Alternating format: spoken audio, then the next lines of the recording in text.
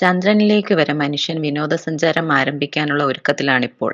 ആഴക്കടലിൽ മുങ്ങിയ ടൈറ്റാനിക് കപ്പൽ കാണാൻ ടിക്കറ്റ് വെച്ച് ആളെ കൊണ്ടുപോകാൻ തുടങ്ങിയ ഈ കാലത്ത് ഭൂമിയിലെ ചില സ്ഥലങ്ങൾ സന്ദർശിക്കാൻ ഇപ്പോഴും നമുക്ക് അനുവാദമില്ലെന്നതാണ് വാസ്തവം. Snake island, Brazil.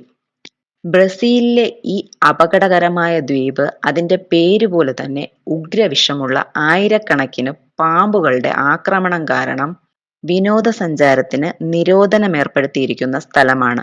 കാരണം ഈ ദ്വീപിൽ നിന്ന് ജീവനോടെ തിരിച്ചു വരാനുള്ള സാധ്യത വളരെ കുറവാണ്. ബ്രസീലിയൻ സർക്കാർ പോലും ഈ ദ്വീപ് സന്ദർശിക്കുന്നത് വിലക്കിയിട്ടുണ്ട്. റിപ്പോർട്ടുകൾ അനുസരിച്ച് ബ്രസീലിലെ സ്നേക്ക് ഐലൻഡ് ഏകദേശം 4000 എണ്ണത്തോളം വരുന്ന ഭൂമിയിലെ ഏറ്റവും മാരകമായ പാമ്പുകളുടെ അംഗീകരിക്കപ്പെട്ട ആവാസ കേന്ദ്രമാണ്. ക്വിൻ ഷി ഷുവാങ്ങിലെ ശവകുടീരം, ചൈന.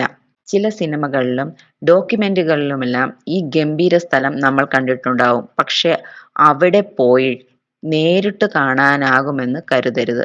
ക്വീൻ രാജവംശത്തിലെ ആദ്യത്തെ ചക്രവർത്തിയായ ക്വിൻ ഷി ഹുവാങ്ങിന്റെ ശവകുടീരമാണ് ഫസ്റ്റ് ക്വീൻ ചക്രവർത്തിയുടെ ശവകുടീരം എന്നറിയപ്പെടുന്ന മ്യൂസിയം. ചൈനയിലെ ഷാൻസി പ്രവിശ്യയിലെ സിയാൻ ലിങ്ഡോങ് ജില്ലയിലാണ് ഇത് സ്ഥിതി ചെയ്യുന്നത്.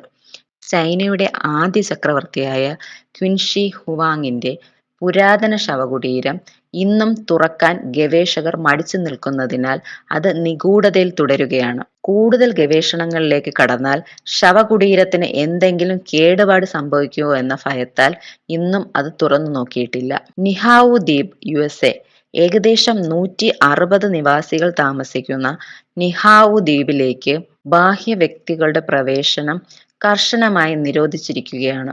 ദ്വീപുമായി കുടുംബ ബന്ധമുള്ളവർക്കും US നേവിയുമായി അഫിലിയേറ്റഡ് ചെയ്തിട്ടുള്ളവർക്കും മാത്രമേ പ്രദേശത്തേക്ക് സന്ദർശനം നടത്താനുള്ള അനുമതി നൽകൂ. ദ്വീപിന്റെ പരിസ്ഥിതിയെയും വന്യജീവികളെയും സംരക്ഷിക്കുന്നതിനാണ് സർക്കാർ ഈ നിയന്ത്രണങ്ങൾ നടപ്പിലാക്കിയതെന്നാണ് റിപ്പോർട്ട്. പുറത്തു നിന്നുള്ളവർക്ക് ഇന്നും അപ്രാപ്യമായി തുടരുകയാണ്.